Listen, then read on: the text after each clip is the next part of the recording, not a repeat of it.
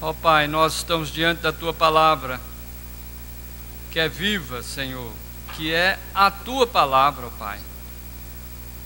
E sabemos que o Senhor fala aos nossos corações. Por isso nós pedimos, nessa hora, na Tua infinita graça e misericórdia, o Senhor fale a cada um de nós. O Senhor nos dê ânimo, ó Senhor, como diz a Tua palavra, para andarmos na Tua presença, para vivermos a nossa vida, enquanto tivermos vida, para o Senhor, para a glória do Teu nome, em nome de Jesus, amém.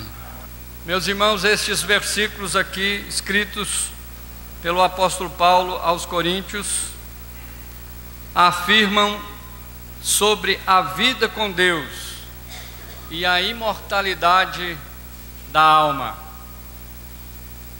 A vida com Deus e a imortalidade da alma. O apóstolo Paulo, sabendo da brevidade da vida, irmãos, procurem encorajar os seus leitores com as verdades e com as realidades eternas que nos aguardam, e para isso ele fala aqui do bom ânimo para a vida.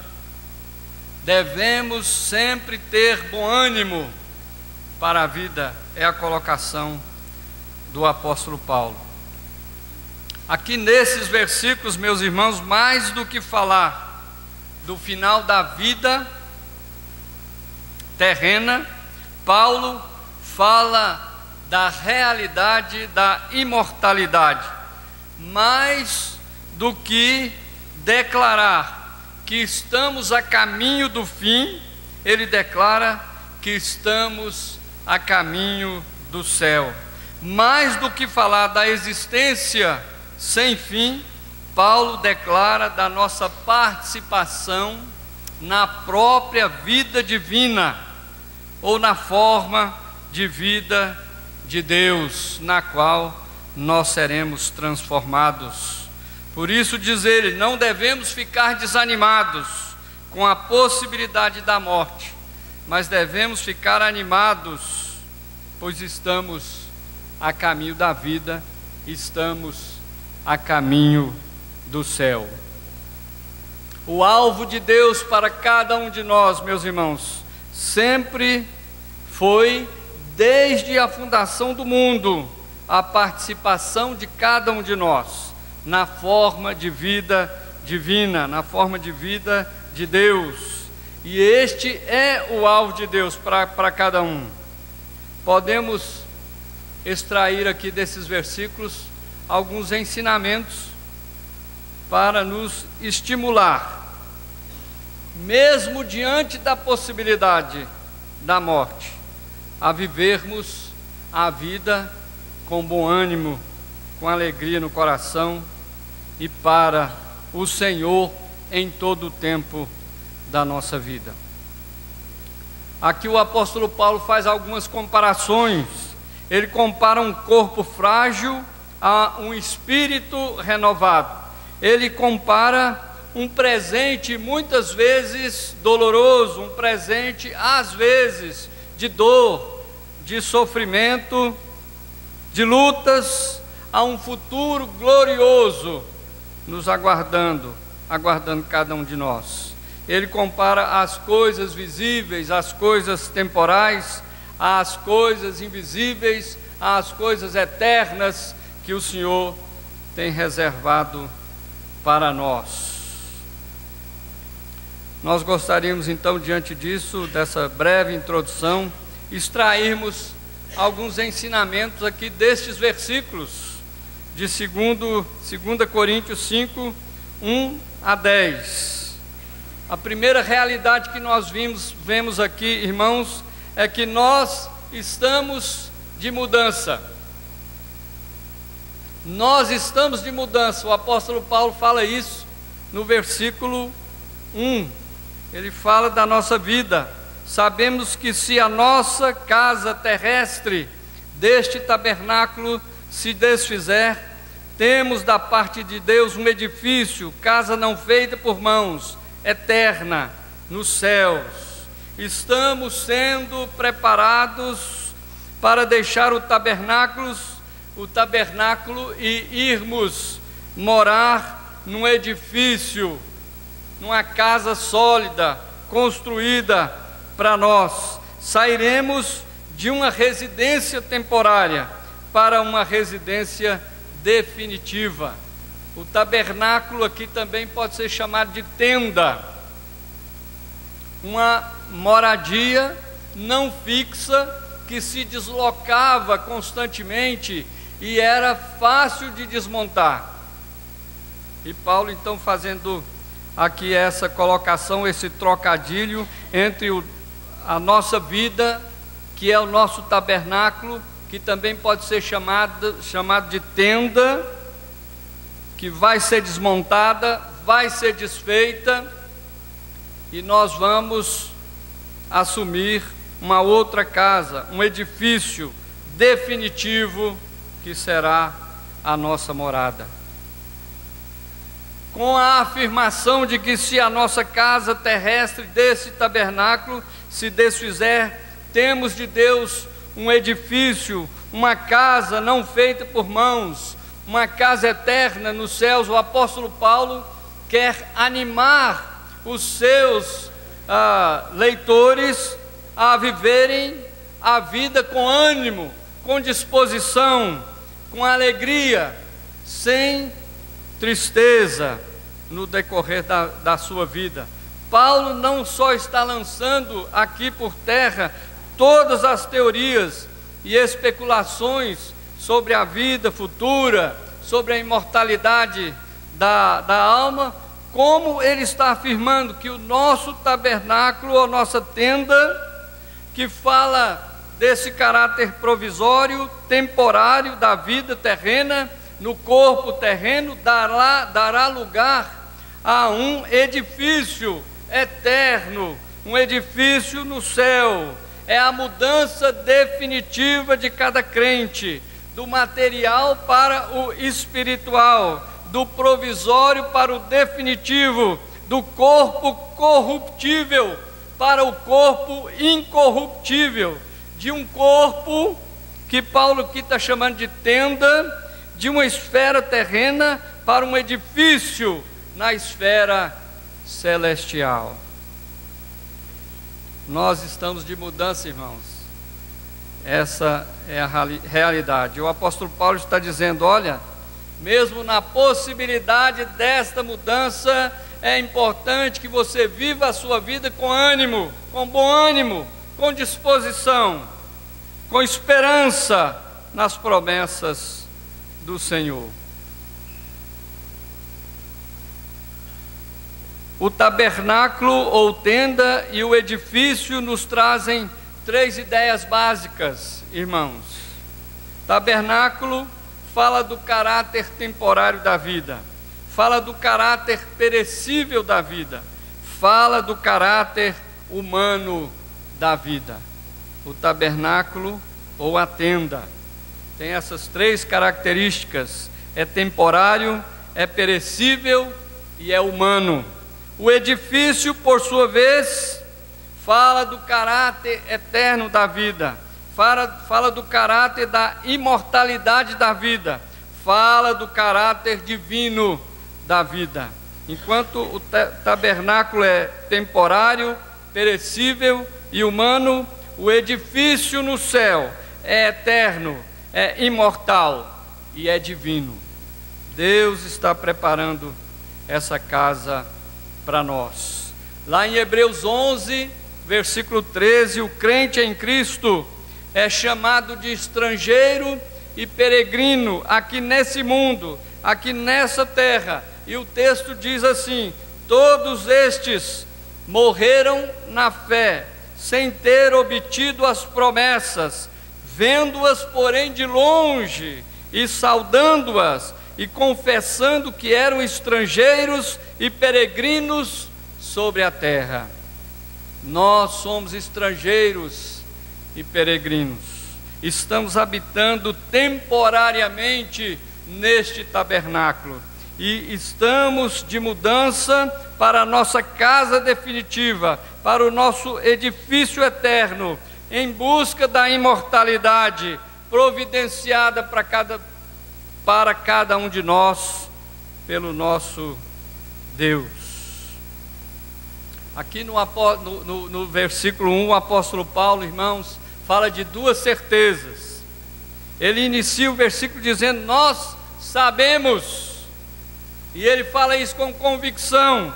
Nós sabemos, somos conscientes da brevidade da vida, da fragilidade da vida, e que a qualquer hora esse tabernáculo, essa tenda, pode se desfazer, pode se desmontar, pode cair por terra. E o apóstolo Paulo fala: nós sabemos que temos esse conhecimento, estamos cientes disso. Mas ele também fala que, além de sabermos da possibilidade dessa tenda se desfazer, ele diz que nós temos. São duas convicções expressadas aqui pelo apóstolo Paulo.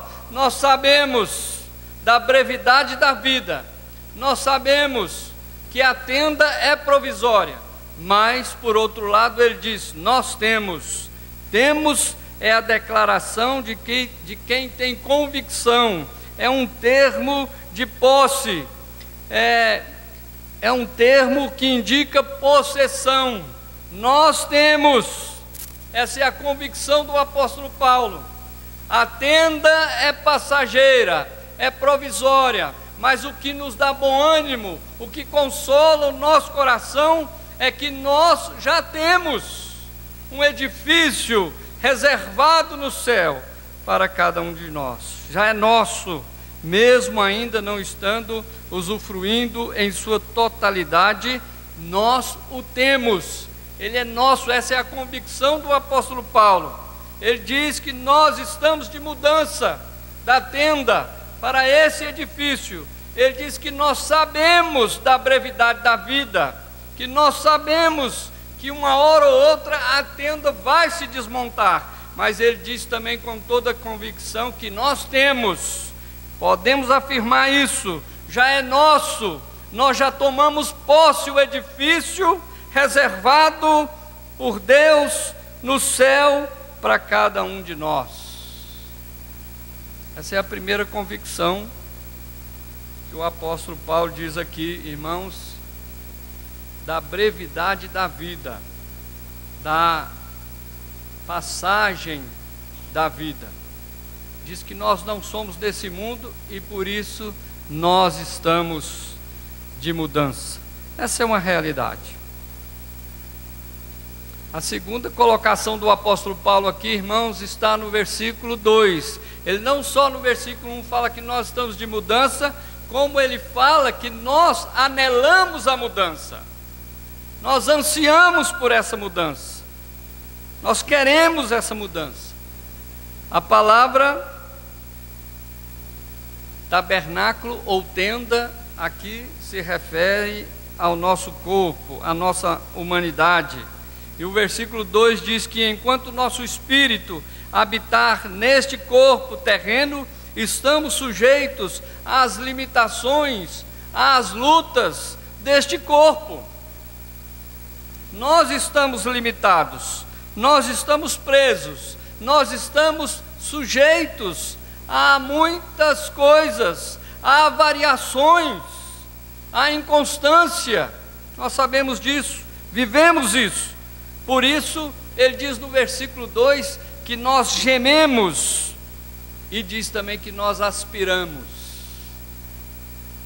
No versículo 2 ele diz que nós gememos por causa da nossa condição terrena, da nossa condição limitada, da nossa condição humana. O nosso espírito está nesse tabernáculo, a vida está nesse tabernáculo limitado, e por isso nós gememos. A palavra gemer significa suspirar, lamentar, é o mesmo que estar confinado. E nós temos, por causa disso, incertezas, lutas, enfermidades, sentimos dor, envelhecemos, estamos distantes do nosso verdadeiro lar e sentimos saudades do nosso verdadeiro lar. Esse gemido, meus irmãos, é a expectativa, é a expressão do apóstolo Paulo também lá no livro de Romanos, na carta aos Romanos, nos versículos 22, 23 e 26, ele diz que lá ele diz também que toda a criação geme. Lá ele diz que nós gememos aguardando a redenção do nosso corpo, e diz que o Espírito de Deus vê o nosso gemido e geme por nós, inexprimivelmente.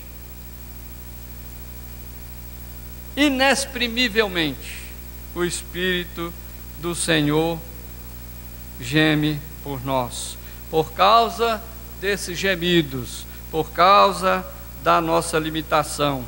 O apóstolo Paulo diz que nós anelamos.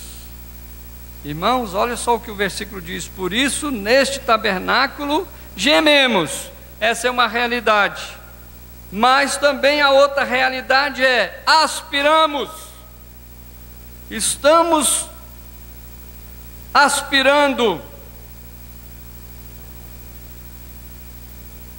Não há melhor lugar para estarmos do que na presença do Pai. Por isso nós aspiramos, por isso nós anelamos, por isso nós desejamos intensamente, queremos chegar o quanto antes no nosso lar celestial. Isso é um desejo de cada um. E para isso estamos aguardando o nosso revestimento. Olha só o que ele diz: por isso neste tabernáculo gememos, aspirando por sermos revestidos da nossa habitação celestial. A expectativa do apóstolo Paulo de estar com o Senhor era tão grande que ele cria que ele não iria passar pela morte, mas ele iria ser revestido. Por isso ele usa esse termo aqui de construção, e depois ele vai usar o termo de vestimenta, mas os dois termos querem dizer a mesma coisa. Ele estava na expectativa de ser revestido, ou seja, do corpo espiritual, do manto espiritual, revestir a sua vida. Tamanha era a sua expectativa, tamanha era a sua aspiração de estar com o Senhor. Ele queria esse novo revestimento, a nova casa. É o mesmo que desejamos a cobertura do corpo mortal pelo corpo imortal. É isso que ele estava dizendo. Era uma cobertura do corpo mortal pelo corpo imortal. Era um revestimento aguardado pelo apóstolo Paulo, onde o mortal daria lugar ao imortal, aqui na colocação do apóstolo Paulo, sem que ele passasse pela morte.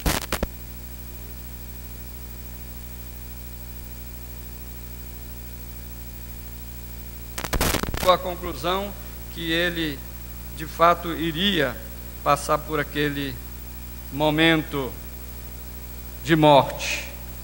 Mas também, meus irmãos, em terceiro lugar, nós aguardamos ansiosamente a nossa nova casa.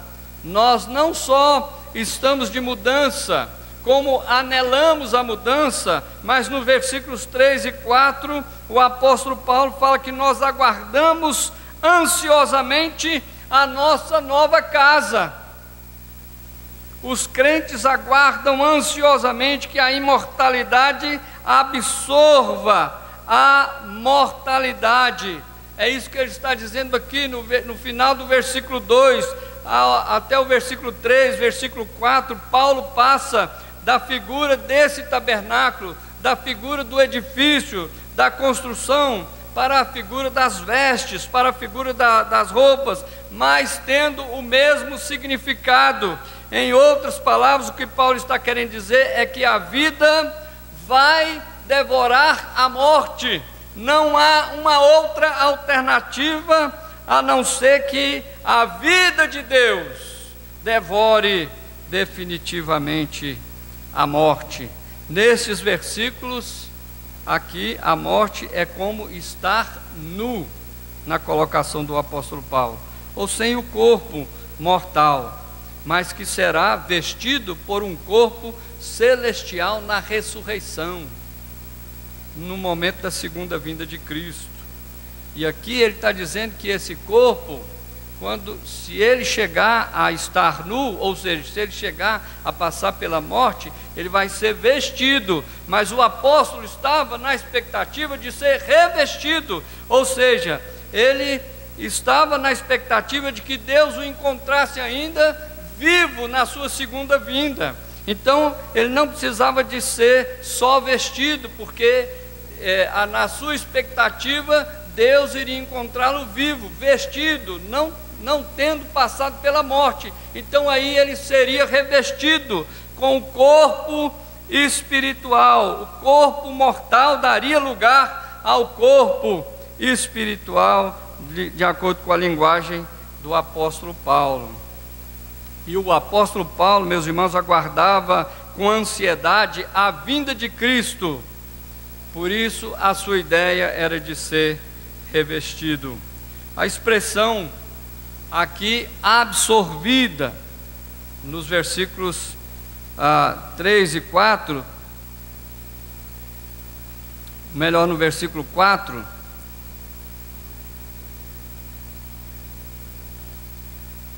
o versículo diz assim: mas revestidos para que o mortal seja absorvido pela vida. Os crentes, meus irmãos, gemem, e essa expressão absorvido pela vida é usado aqui, e em 1 Coríntios 15, 54, onde nós lemos: tragada foi a morte pela vitória. A expressão é a mesma. A morte foi tragada, a morte foi absorvida, a morte será totalmente aniquilada, dando lugar à vida. Só Deus pode realizar isso. A vida vai absorver, vai tragar, vai devorar, vai engolir a morte, e assim acontecerá definitivamente a morte da morte. Em outras palavras, vai ocorrer nesse momento dessa transformação, na segunda vinda de Cristo, a morte da morte na morte de Cristo. Só o Senhor tem poder para fazer isso. Os crentes gemem porque anelam pelo cumprimento das verdades espirituais, do vestir e do revestir da nova vida, do roupão celestial, dos trajes celestiais, que é a incorruptibilidade e a imortalidade. Nós aguardamos isso, nós queremos isso. Esse revestimento, irmãos, consiste da participação de cada um de nós na natureza da vida divina, na natureza da vida de Deus, conforme nós lemos lá em 2 Pedro, capítulo 1, versículo 4. O versículo diz assim, eu vou ler: pelas quais nos têm sido doadas as suas preciosas e muito grandes promessas, para que por elas vos torneis coparticipantes da natureza divina, coparticipantes da natureza divina, livrando-vos da corrupção das paixões que há no mundo. Meus irmãos, nós aguardamos ansiosamente essa nossa nova casa. É isso que o apóstolo Paulo está dizendo aqui no finalzinho do versículo 2, nos versículos 3 e 4. E no versículo 5, meus irmãos, o apóstolo Paulo afirma que os preparativos para a mudança são feitos pelo próprio Deus. Os preparativos, Deus está nos preparando, que coisa maravilhosa, não é? Os preparativos para a mudança são feitos pelo próprio Deus. Não existe uma empresa de mudança mais eficiente do que esta, não é? O próprio Deus. Deus está nos preparando para essa mudança. Deus está nos preparando para esta mudança. E Ele mesmo fala aqui no versículo 5, o apóstolo Paulo fala: ora, foi o próprio Deus quem nos preparou para isto. O próprio Deus nos preparou, o próprio Deus nos prepara. Preparar, meus irmãos, é o mesmo que modelar. Deus nos modela, Ele nos prepara para essa mudança. Ela não acontece abruptamente, inesperadamente. Nós não somos pegos de surpresas. Estamos preparados pelo próprio Deus para esse momento da mudança. Deus prepara o nosso espírito, Deus prepara a nossa alma, Deus prepara a nossa vida. E nem mesmo em meio ao nosso despreparo, Ele nos prepara para a vida, para vivermos a redenção, para vivermos a justificação, para vivermos a santificação e também para vivermos a glorificação em Cristo Jesus. E Ele diz que o Espírito do Senhor está conosco, garantindo isso. Deus prometeu, Deus preparou e nos deu o Espírito Santo, que é a garantia do cumprimento das promessas que Ele fez para cada um de nós. Então não temos o que temer, então não temos o que duvidar. Se Deus prometeu, Ele há de cumprir. Se Ele falou, é certo que o fará, porque Deus não é homem para mentir e nem filho de homem para que se arrependa.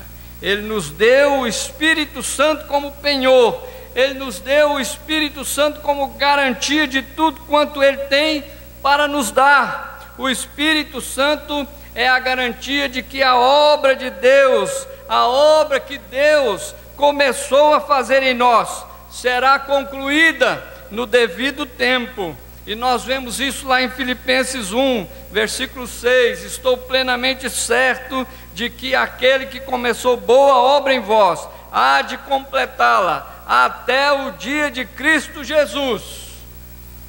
O dia de Cristo Jesus também, irmãos, será o nosso dia. Deus está conosco, Ele sabe da nossa vida, Ele sabe da nossa fragilidade, Ele sabe das nossas necessidades e Ele nos prepara para a mudança. E a presença do Espírito Santo garante nosso triunfo final e a nossa passagem para a vida eterna. A passagem já está ganha, nós já estamos com ela na mão, aguardando o momento de Deus. Também, meus irmãos, em quinto lugar, o apóstolo Paulo diz aqui que nós somos animados pela fé enquanto aguardamos. Nesse mundo de incertezas, nesse mundo de lutas, nesse mundo de dificuldades, a fé nos anima a aguardarmos o momento certo de Deus, a não desanimarmos. A fé nos sustenta enquanto nós aguardamos, enquanto vivemos nesse corpo, nós vivemos pela fé. É o que o apóstolo Paulo afirma nos versículos 6 a 8. Somos animados com a nossa esperança. Paulo está dizendo que, sendo nós seres mortais, ainda na prisão do corpo físico, e tendo Jesus Cristo ascendido aos céus, pertencemos temporariamente a mundos diversos. Ele está no mundo dele, no mundo espiritual, e nós estamos aqui ainda, por enquanto, neste mundo, o mundo físico. Pertencemos temporariamente a um mundo diferente do mundo em que o Senhor está, e por isso nós estamos ausentes um do outro. Não o vemos fisicamente, como os apóstolos, como os discípulos viram. A morte física ou o arrebatamento, meus irmãos, então é o passaporte do crente para livrá-lo dessa dimensão física, bem como é um voo da alma aos lugares celestiais. A linguagem poética é tirada dos versículos de Coríntios e de Tessalonicenses. Nós somos animados pela fé em Cristo Jesus, enquanto estamos sendo preparados pelo Senhor e enquanto aguardamos. Cremos em Deus, estamos ausentes porque não podemos vê-lo diretamente com a percepção do sentido físico, com os nossos olhos, mas nós nos conduzimos por meio da fé. Nós vemos o Senhor com os olhos da fé. Somos animados então com a nossa fé em Deus, enquanto aguardamos a vinda do Senhor, enquanto aguardamos o encontro com o Senhor. Por enquanto, nós o estamos contemplando apenas com os olhos da fé. Mas quando mudarmos desse tabernáculo ou da tenda para o nosso edifício celestial definitivo, nós o veremos, nós veremos Cristo face a face, estaremos com Ele. Meus irmãos, Colin Gruce diz que habitar com o Senhor é o mesmo que dizer que Ele estará acessível à vista, não mais acessível somente pela fé. Nós o veremos. E o apóstolo João escreve lá em 1 João 3, versículo 2: haveremos de vê-lo como Ele é. Nós o veremos. Precisamos ter esperança, precisamos ter fé, porque nós o veremos face a face. Nós vamos vê-lo como Ele é. E o apóstolo Paulo diz que a nossa esperança nos anima, nos dá ânimo para nós continuarmos a vida, para nós continuarmos vivendo a vida enquanto o Senhor quiser que a vivamos, para cumprirmos o nosso mandato, o mandato que Deus nos entregou. Mas também, meus irmãos, em sexto lugar, o nosso esforço para agradar ao Senhor deve ser ainda nesta vida. É o que o apóstolo Paulo está dizendo. No versículo 9 diz que nós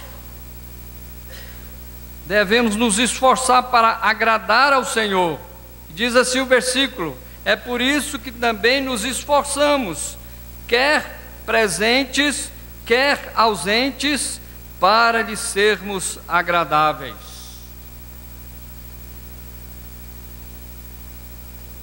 Nós nos esforçamos para agradar ao Senhor e para agradarmos o Senhor. Nós nos esforçamos. Essa expressão aqui, irmãos, nos esforçamos, é o mesmo que dizer que o nosso alvo na vida, o nosso alvo em toda a nossa vida é agradar ao Senhor. E Paulo fala que o alvo de todo crente deve ser agradar ao Senhor em todo o tempo, independente das interpretações aqui, irmãos, desse versículo, porque tem uma dificuldadezinha de interpretação aqui nesse versículo. O que é certo é que todas as situações devemos mesmo desejar sempre, em todas as situações, em todas as circunstâncias, em todos os momentos da nossa vida, agradar ao Senhor. Devemos querer, devemos anelar, devemos nos esforçar para agradar ao Senhor e ser-lhe agradável. É o que o apóstolo Paulo. Nosso esforço deve ser em toda a nossa vida para agradar ao Senhor. E aqui, irmãos, nós podemos fazer uma colocação rápida sobre as obras, né? A salvação não depende das obras, mas a recompensa no tribunal de Cristo depende delas. Então, alguns estudiosos disseram isso. A fé está ligada com a salvação e as obras estão ligadas com a recompensa. Quando nós agradamos o Senhor, nós agradamos o Senhor não para obter a nossa salvação, mas porque nós já somos salvos, já fomos conquistados por Ele, já fomos comprados por Ele. Então, nosso desejo é de agradarmos o Senhor, é de vivermos para Ele, é de entregarmos a nossa vida nas suas mãos. Então a salvação não depende desse nosso agradar ao Senhor, mas a nossa recompensa no tribunal de Cristo depende daquilo que nós fazemos para agradar ao Senhor, depois que Ele já nos deu a salvação. É isso que o apóstolo Paulo está dizendo aqui no versículo 7, ou melhor, no versículo 10, irmãos. E aí nós então vamos para o nosso último ponto, que é: nós vamos receber um prêmio das mãos de Cristo. Ele fala que nós temos que ter esse desejo de agradar ao Senhor, no versículo 9, e no versículo 10, ele diz que tem um prêmio para cada um de nós. Olha só: porque importa que todos nós compareçamos perante o tribunal de Cristo, para que cada um receba segundo o bem ou o mal que tiver feito por meio do corpo. É interessante que esse tribunal aqui, irmãos, é um tribunal de recompensa, não é um tribunal de juízo. O tribunal de juízo que está lá em Apocalipse é aquele tribunal onde todas as pessoas vão comparecer diante dele e vão receber a sentença do juiz que está sentado no seu grande e sublime trono. Mas aqui o apóstolo Paulo, no versículo 10, está dizendo que os crentes vão comparecer diante do tribunal de Cristo, não para receber uma palavra de julgamento, uma palavra de juízo, mas uma palavra de recompensa. E os termos usados são diferentes. Nós vamos comparecer perante o tribunal de Cristo para receber a nossa recompensa por aquilo que nós fizemos na carne. Olha só o que o versículo diz: o bem ou o mal que tivermos feito por meio do corpo. Nós mesmo sendo conquistado por Cristo, sendo transformado por Cristo e recebendo a declaração de que o pecado nem o diabo tem domínio sobre a nossa vida, mesmo recebendo a declaração de que nós fomos transportados do império das trevas para o reino do Filho do seu amor, deixamos de estar submisso à vontade de Satanás e agora estamos no reino de Cristo. Não estamos mais sujeitos a pecar, o pecado não tem domínio sobre nós. O apóstolo Paulo, mesmo com todas essas possibilidades, ele diz que mesmo assim, nós podemos cair no erro de cometermos algum mal, de errarmos, de fazermos alguma coisa errada. Olha só o que ele diz: para que cada um receba segundo o bem ou o mal que tiver feito por meio do corpo.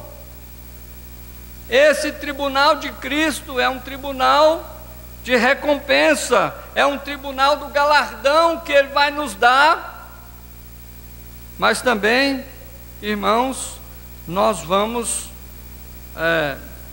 receber do Senhor alguma palavra por causa do mal que nós fizemos, ou por causa do mal que nós fizermos neste corpo. Nós não somos obrigados, porque agora Cristo domina a nossa vida, mas há essa possibilidade. Se nós não guardarmos, se nós não vigiarmos, se nós não buscarmos agradar o Senhor, o apóstolo Paulo está dizendo que há essa possibilidade de nós não só fazermos o bem enquanto estivermos no corpo, mas também fazermos o mal.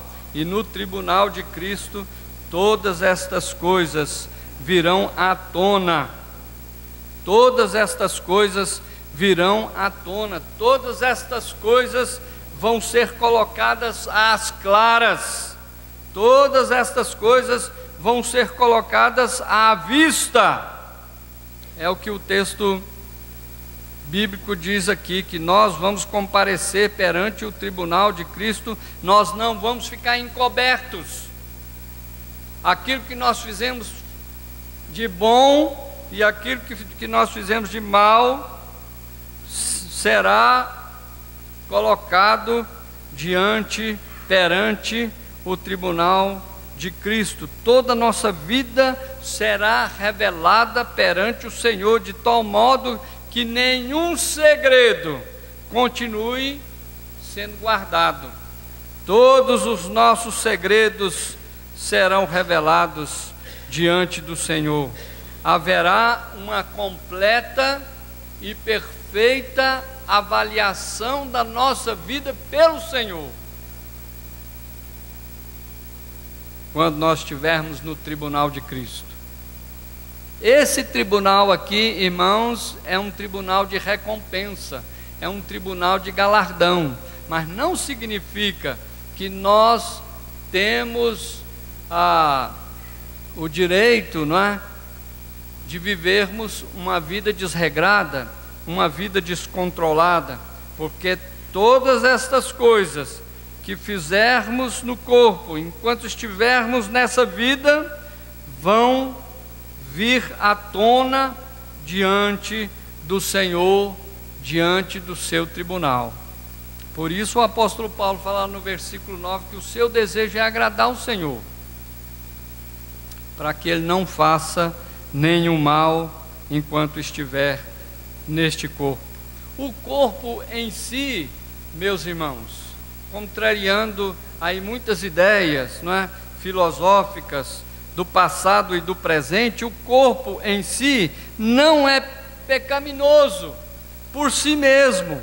Não, o corpo em si não é pecaminoso por si mesmo, mas pode se tornar um instrumento, pode se tornar uma presa, e às vezes até uma presa fácil para o pecado. Mas embora sendo o corpo uma presa fácil para o pecado, nós temos a responsabilidade de tratá-lo, de tratar o nosso corpo com a devida propriedade. Nós precisamos discipliná-lo, nós precisamos tratar o nosso corpo para que ele viva para a glória de Deus. Nós precisamos tratar o nosso corpo para que ele agrade ao Senhor. Nós precisamos tratar o nosso corpo para que ele viva uma vida santa na presença do Senhor. O corpo é o nosso veículo, é o nosso tabernáculo nessa vida. nessa existência. Se o usarmos como meio para a prática do mal, seremos julgados por isso no tribunal de Cristo. E quando Jesus voltar, todas as obras, tudo aquilo que fizemos ou tudo aquilo que fizermos, sejam coisas boas ou coisas más, serão reveladas, serão trazidas à tona. Tudo quanto nós fazemos aqui, toda a nossa prática da vida diária, seremos julgados perante o tribunal de Cristo por tudo aquilo que tivermos praticado como seres mortais. Por isso o apóstolo Paulo fala lá, eu vou voltar no versículo 9, que o seu desejo é andar na presença do Senhor, o seu desejo é agradar ao Senhor. Meus irmãos, quero concluir dizendo que o apóstolo Paulo, aqui nesse capítulo 5, dos versículos 1 a 10, ele faz uma celebração da vida. Ele nos estimula, nos incentiva a vivermos para o Senhor. E ele traz algumas realidades para nós. A primeira realidade que ele traz é que nós estamos de mudança. A segunda é que nós anelamos pela mudança. A terceira é que nós aguardamos ansiosamente a nossa nova casa. A quarta é que os preparativos para a mudança são feitos pelo próprio Deus. A quinta colocação aqui do apóstolo Paulo é que somos animados pela fé enquanto aguardamos. A sexta colocação é que nosso esforço para agradar ao Senhor deve ser ainda nessa vida, enquanto nós estivermos aqui. E a sétima colocação, vamos receber um prêmio das mãos de Cristo. Tem um texto, o título do texto é O Outro Lado da Porta. E o texto diz que um médico crente assentou-se ao lado de um doente cuja a vida estava aproximando ao fim. O Senhor pode dizer-me como será ali no outro lado? Perguntou o doente. Perguntou o doente ao médico. O médico hesitou em responder, não sabendo o que dizer. Neste momento, ouviu o seu cãozinho arranhando a porta, desejoso de entrar. Foi isto o que lhe inspirou uma resposta sábia e satisfatória àquela pessoa que estava perto do fim da sua vida. E o médico disse: estás ouvindo? É meu cãozinho arranhando a porta. Deixei-o lá embaixo para me esperar, mas a sua paciência se esgotou e ele subiu até aqui. Ele não tem a mínima ideia do que existe deste lado da porta, mas sabe que eu estou aqui e quer estar comigo. Para ele, isto é suficiente. E não é suficiente para o amigo saber que no outro lado o espera o seu Salvador e Mestre? Que mais é preciso saber? E o amigo respondeu: é suficiente sim. É suficiente sim, respondeu o doente. Irmãos, sei que temos muitas perguntas, mas do outro lado da porta o Senhor está nos esperando. Isso é suficiente.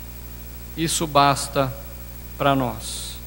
Tenhamos então ânimo para a vida, com essas certezas, talvez poucas, pequenas, mas são certezas, convicções dadas por nós pelo Senhor Jesus, para continuarmos vivendo a vida aqui com esperança, com fé e com ânimo, até quando o nosso tabernáculo se transformar naquele edifício maravilhoso reservado para nós pelo Senhor Jesus lá no céu.